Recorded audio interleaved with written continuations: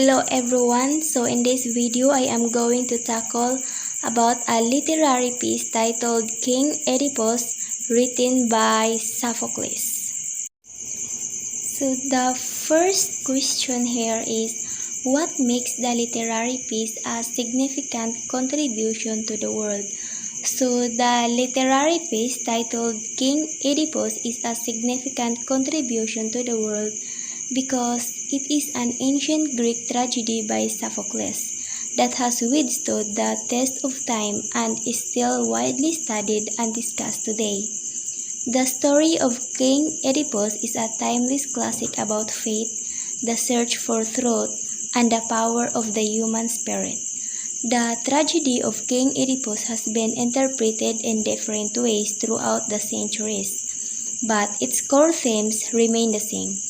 King Oedipus is a cautionary tale that warns us against the dangers of hubris and of trying to control our own destiny. It is a story of the power of faith and of how human nature can often be our own undoing. So King Oedipus is a powerful, timeless classic that has inspired generations of readers and continues to be an important part of our literary and cultural heritage.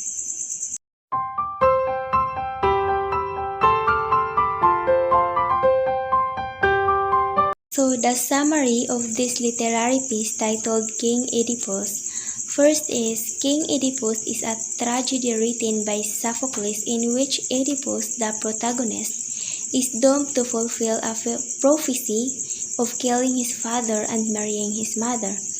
Oedipus is informed of his fate by an oracle, yet still unknowingly fulfills the prophecy when he kills his father and marries his mother. So the tragedy is marked by Oedipus' blindness to the truth and his stubbornness in denying the reality of his situation.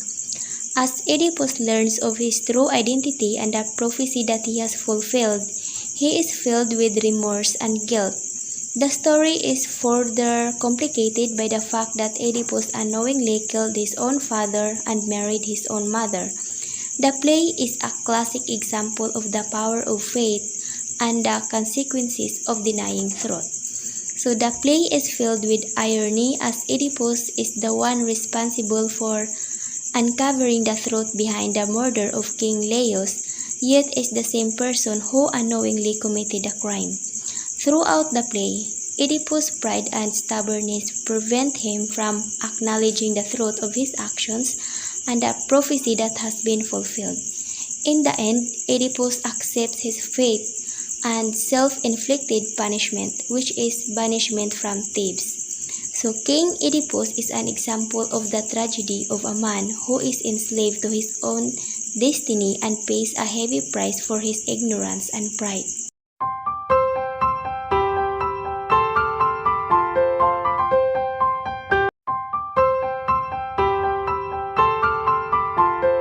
The three important characters of the play are Oedipus, Jocasta, and Creon. So first is Oedipus.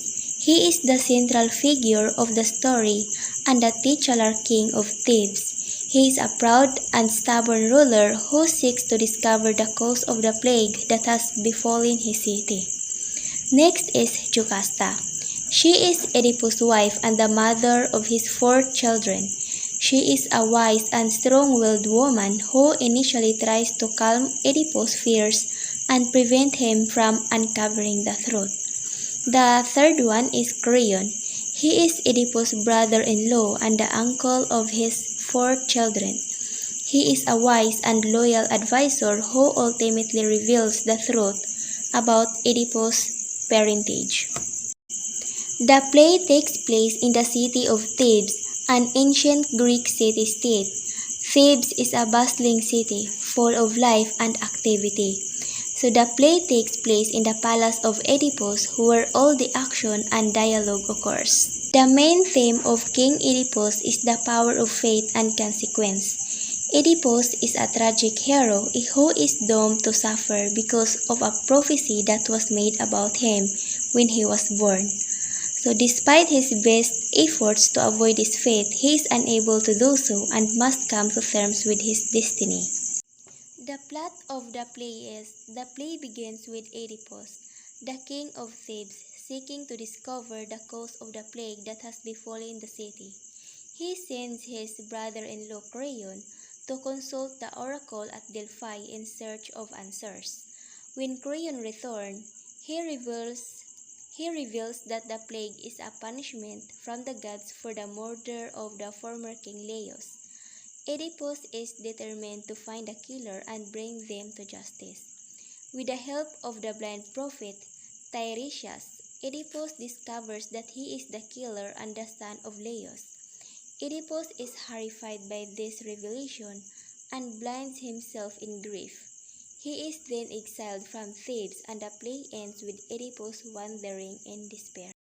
So my comments to this literary piece titled King Oedipus is an intriguing one, as it suggests a complex story with a great deal of drama and tragedy.